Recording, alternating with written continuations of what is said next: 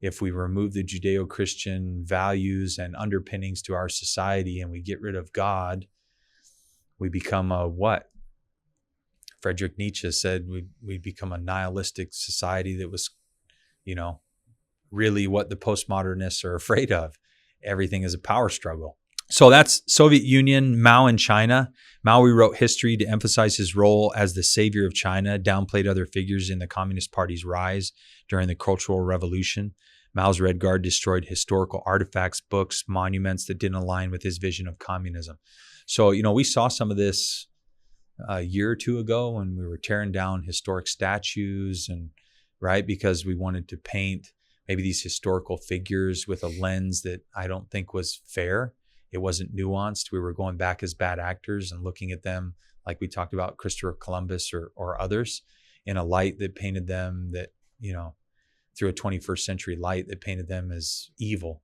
But I don't think that was fair, and I think that it was designed to try and revise history in a way in which it painted the founding of the U.S. as a patriarchal tyranny and nothing more. Mm-hmm. The postmodernist idea of power struggle and that it was an oppressor and everybody that was not a straight white male was oppressed, which I think is a dangerous framework to operate from. Yeah. Cambodia, you got Pol Pot, one of the worst murderers of all time, but he went back and destroyed all the Buddhist traditions of Cambodia.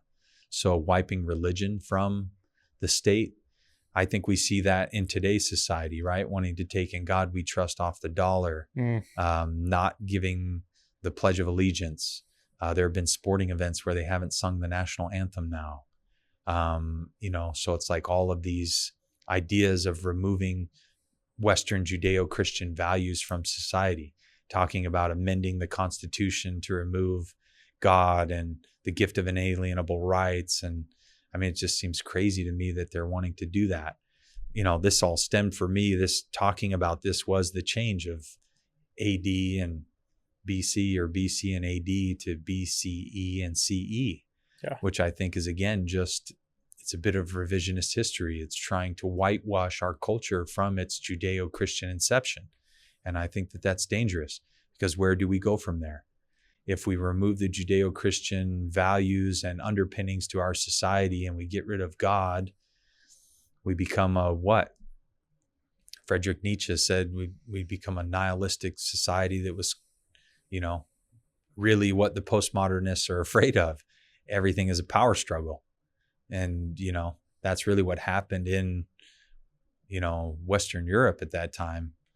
Nietzsche was pretty brilliant.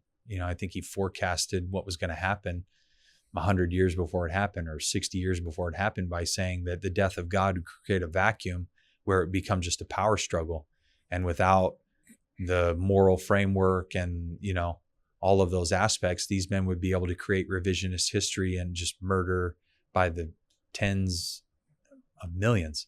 And that's what happened. All the aspects we're talking about here and, Russia and Nazi Germany and Cambodia and North Korea and East Germany. And it just goes on and on and on and on.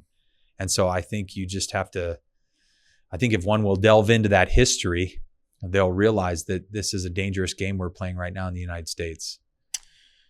Yeah, I think that there's a lot of people that believe that America's insulated from ever becoming so radical that we could actually, implode as a country. Do you believe that? No, I think we're fairly close to that.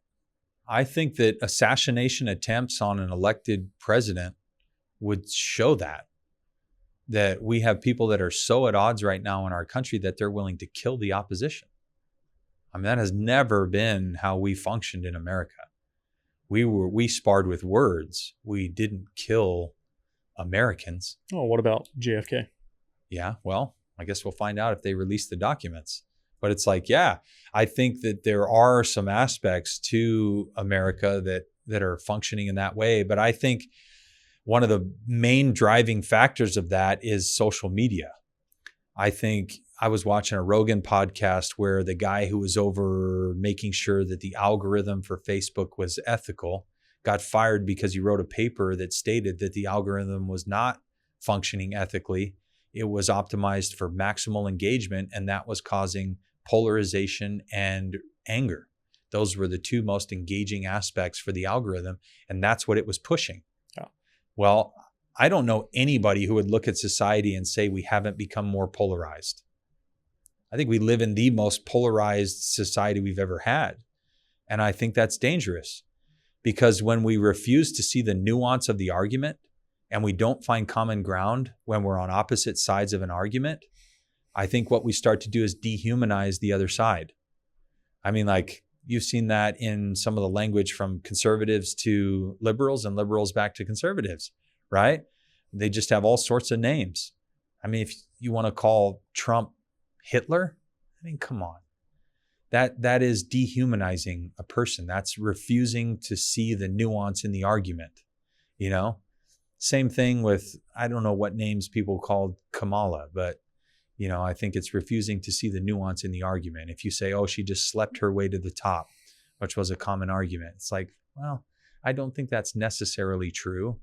I think that, you know, she's an intelligent individual. I mean, she is a lawyer. You have to pass the bar. Yeah. That's difficult to do. I know smart people who, you know, took multiple times to pass the bar, but it's refusing to give grace and see nuance that I think causes that division.